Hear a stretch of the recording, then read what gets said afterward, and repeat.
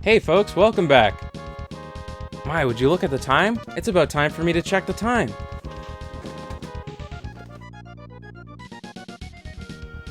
Holy smokes, it's Halloween! Well, it's October 4th, but any day can be Halloween if you want it bad enough.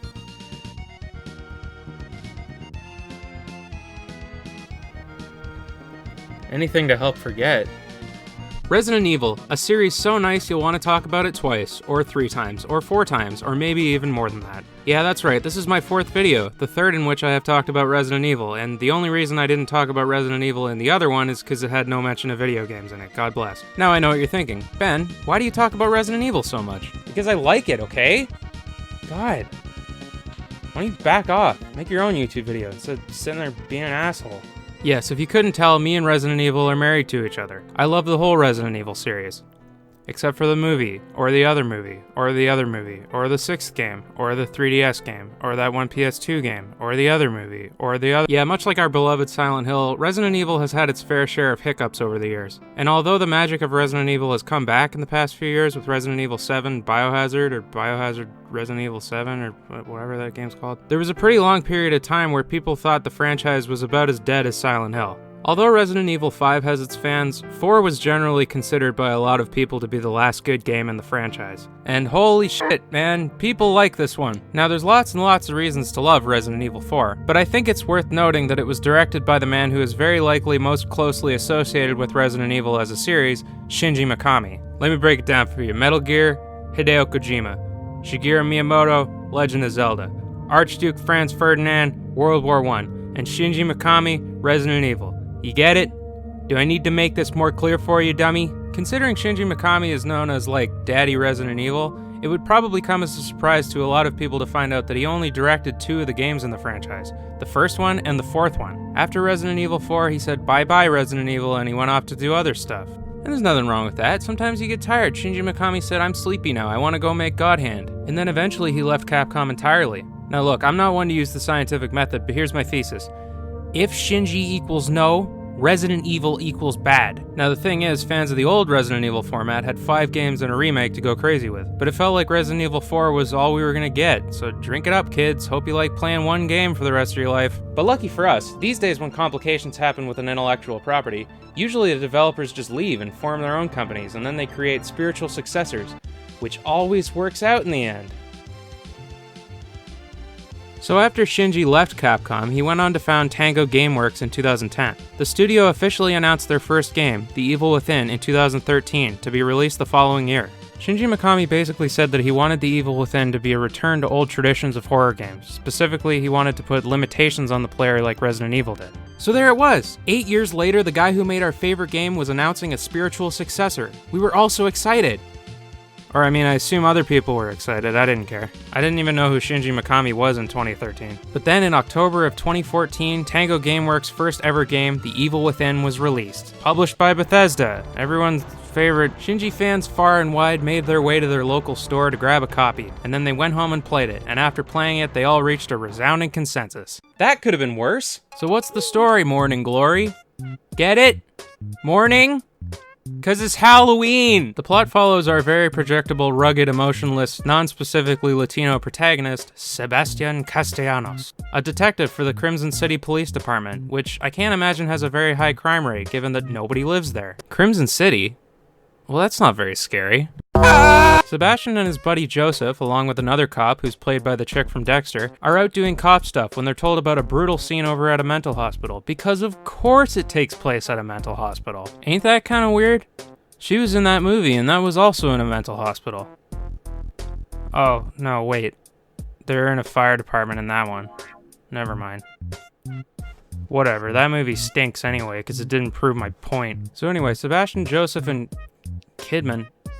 Okay, maybe I'm just a loony, but is there something stereotypical about having a cop named Kidman? Like, is this a reference to something I'm missing? Maybe I'm reading too far into this. Our trio hits up the mental hospital, and for some reason these detectives are just walking into this active crime scene. Like, isn't there people for that? Where's the SWAT team at? They find this doctor and, oh, there's your problem. It's a demon. Typical American police force, eh?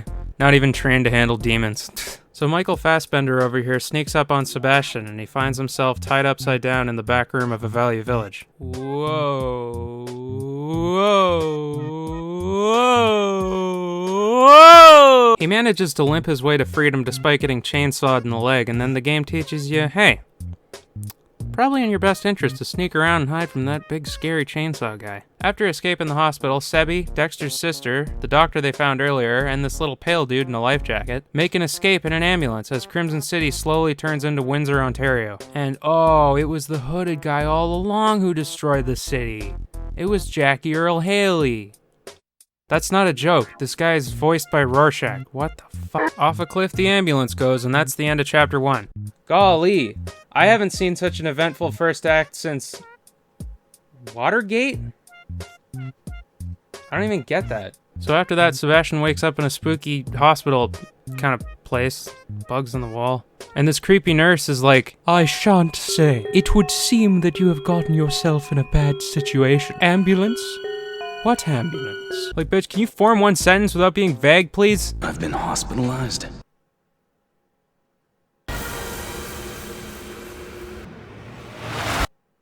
Yeah. I'm afraid I cannot answer that. What? Oh, okay, it was all a dream. Alright, whatever, who cares? So now we get a nice little homage to the first Resident Evil, and it's game time, boys. Over-the-shoulder camera, get a gun, we made it! After killing some guys, Sebastian heads to a village where he meets that doctor who was in the ambulance with him. Alright, thus far 3 of the 5 people in that brutal crash sustained 0 injuries, ain't that neat? So Dr. Jimenez shows Sebastian the rest of the village where the guys... Look, I'm just gonna call them zombies, man. Okay, Jesus. The zombies are all carrying weapons and one of them has a chainsaw. Are you noticing a pattern here? Great. There's gotta be something that'll get through this. Maybe a chainsaw or something. That's not why they call it a chainsaw, dumbass. Nice, good job, guys. Subtle hint there. I really honestly couldn't think of any other way you could have driven me to go to the really loud chainsaw guy in the barn. Okay, look, we're all adults here. I'm not just gonna give you a play-by-play of the whole plot. That was just a condensed summary of the first 3 chapters of the game, and there's 15 total. If I were to go through the whole thing, I would be going through another 12 chapters. So how Evil Within control and play, you ask to me? The Evil Within is a pretty solid over-the-shoulder third-person shooter horror game. However, in keeping with the traditions of survival horror, the game has a much bigger focus on trying to avoid direct combat with the monsters. Both because you have considerably limited access to ammunition, and also because the monsters take a lot of hits to kill. Plus, there's usually a strong enemy later in the stage, so it's beneficial for you to save your ammo for that. This game isn't just a rooty-tooty point-and-shooty, it's also a freaky-deaky hide-and-sneaky. If you sneak up behind a guy, you can stealth kill him. Free of charge, baby. It's kind of funny that none of the Resident Evils had that big of an emphasis on stealth, because, like, stealth and horror are so beautiful together. Okay. Alright, give it... Jesus, guys. There's people watching you. In addition to the combat, the game has a lot of collectibles and item pickups. There's documents and newspapers and stuff that you don't have to pick up, but they provide context to the game's story, and you can learn a little bit about our buddy Sebastian. There's also useful items, notably syringes, which heal you, grenades, which I'm assuming you can figure out what those do, and also... soul juice, which you can use to upgrade your weapons and get little personal upgrades like max health and sprint distance and stuff. There's also trap parts, which...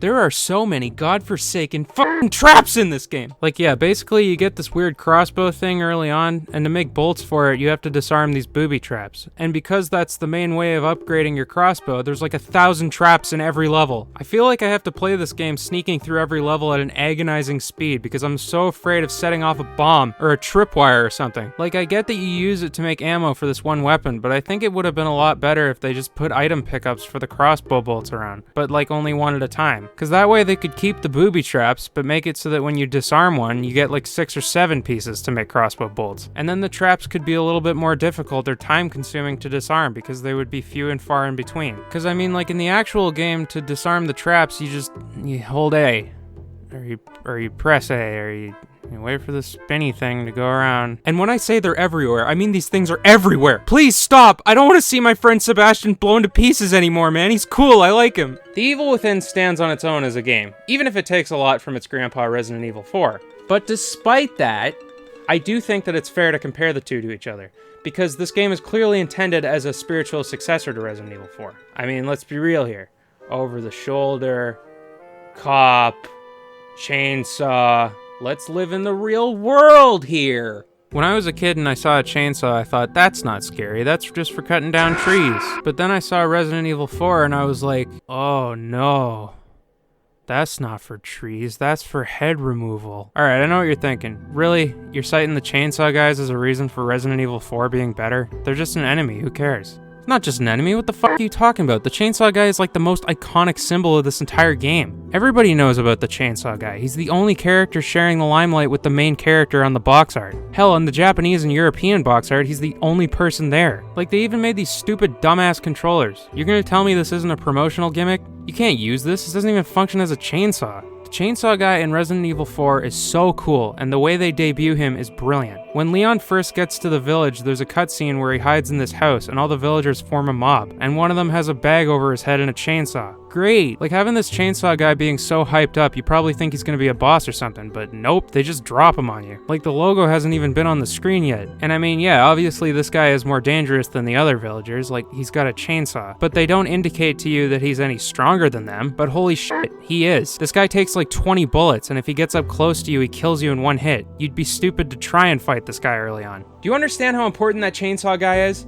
I just talked about him for like a full minute. The chainsaw guys in The Evil Within are pretty fucking lame, dude. Like, even in the tutorial section, like, sure, he's scary because you don't have any weapons, but like, he has a surprisingly hard time catching up to you considering you're limping. And then later he's a mini-boss, and like, the reveal is so much less effective because you walk into the barn and you hear him and you're like, well, there's a chainsaw guy back there, and he's not even that hard. Obviously, this is a very minor criticism. Most of the bosses in the game are really cool, but I do think the chainsaw guy in the beginning of Resident Evil 4 is really important to the experience. And this guy being in the beginning of The Evil Within really comes off as an homage to Resident Evil 4. But instead of accurately emulating the feeling of the chainsaw guy in Resident Evil 4, they just threw a chainsaw guy in there, and they were like, alright, good work guys, drinks on me, let's go get fucking wasted. And hey, since we're talking about the limelight, what?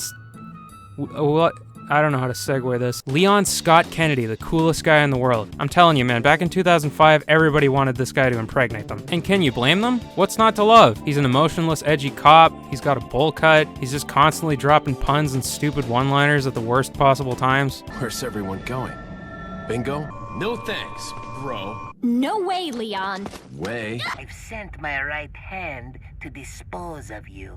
Your right hand comes off? Shinji Mikami clearly has a case of the Hideo Kojima because he loves him a good manly action hero protagonist. Leon personifies masculinity, man. He's the type of guy to approach a ladder leading off a roof, kick the ladder down, and then jump off the roof. My girlfriend is currently in the process of leaving me to go be with Leon. Sebastian definitely fits the niche of coolest guy ever, but I think Sebastian is a little bit more relatable because he's portrayed as less of a Superman. Like, obviously, yeah, he fights off scary monsters better than the average person could, but the game encourages stealth, and Sebi gets winded if he runs for too long. That said, I do love Leon, even though he comes off like he was written by a 15-year-old in a fanfiction. It's really a toss-up whether you like Leon or Sebastian better. I would say Leon's a little bit more iconic, maybe just because his game is more popular, but I think they're both cool. Most girls I know would probably be willing to get cheated on by either of these guys. Okay, so I gave a few minor criticisms of The Evil Within.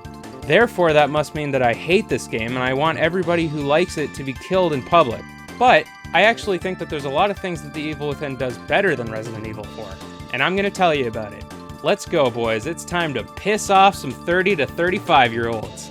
Resident Evil definitely has a spooky thing going on, but I think The Evil Within actually does atmosphere a little better. Resident Evil's style of horror pretty much completely avoids anything paranormal. Every monster you encounter in the series is scientifically explainable. They were born from biological experimentation. And yeah, sure, The Evil Within has the whole scientific experimentation thing going on, but because it's all about psychological manipulation, the game is a lot more lenient with the kind of visuals it uses. There's these little floaty scare particles floating around at all times, and it just in general has more of a psychological horror vibe going on. I love the science fiction style horror of Resident Evil, but The Evil Within having wider goalposts to work with I think just allows it to have a bit of a more spooky atmosphere. Another awesome thing going on here is the safe haven. Throughout the game you find these mirrors which break when you approach them, and they allow you to transport to the hospital that Sebastian goes to after the ambulance crash. Here you can save your game and use your brain juice to level up, and as the game goes along, the safe haven expands. locations. Later on, you get keys in the game and you can use them to unlock these lockers, and inside them is items that you can use in the game. That's pretty neat. I think one of my favorite things about the mirrors, though, is the fact that whenever you're near one, you can hear Claire de Lune by D.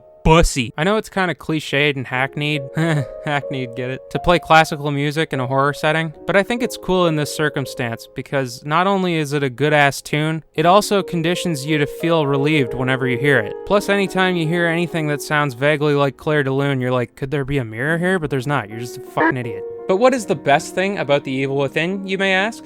It's spooky. This game has some of the best enemy design in any game I've ever seen, and it's all thanks to the lead art designer, Ikumi Nakamura. Yeah, that's right, pretty much all the fucked up monsters in this game were made by your really nice older cousin who makes you grilled cheese and takes you to see the Cat in the Hat in the movie theater. I think my favorite monster design in this game is the Shade monster. It's got big sexy legs with high heels, a big mouth on its abdomen, and a spotlight on its head that changes color when you get close to it. Jesus Christ. It's like a mix of Quaalude and No-Face. Hell yeah, bro. Like honestly, if you want to donate money so that I can get this thing tattooed, please message me on my account on Miniclip, thank you. And other than that, you got the Keeper, who's got a big safe on his head. It's one of my favorite boss fights in the game. And then there's Laura, who's a really fucking annoying boss fight, but she's cool though. She also gives off Quaalude vibes. Probably can't tell, but I'm a big fan of Quaalude. So that's The Evil Within. You know, the first time I played this game, I had not a great time with it, but in this most recent playthrough I actually had a lot of fun. I still think that the booby traps are pretty excessive, but I noticed myself having a lot less trouble with them the second time around, and I didn't know where they were. It wasn't just because I had memorized them, because the last time I played this game was years ago. All things considered, it's an awesome horror game, and it's a really good spiritual successor for Resident Evil 4. Overall, I recommend it. Now, if you'll excuse me, I have some Halloween-related tasks to attend to. Thanks for watching. See you next time!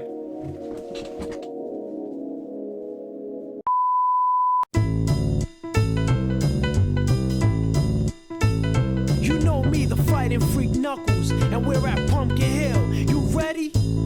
I ain't gon' let it get to me. I'm just gon' creep down in Pumpkin Hill. I got to find my lost piece. I know that it's here. I can sense it in my feet. The great emerald's power allows me to feel. I can't see a thing, but it's around somewhere. I'm gonna hold my head, cause I have no fear. This probably seems crazy, a graveyard theory. Our ghosts try to approach me and got leery. Ask him a question and he vanished in a second. I'm walking through valleys, crying pumpkins in the alley. Didn't seem happy, but they sure tried to get me. Had to back them up with a fist metal crackle. I'm hearing someone saying, you a chicken, don't be scared. It had to be the wind, cause nobody wasn't there. I searched and I searched as I climbed up the wall. And then I started to fly, I went in deeper.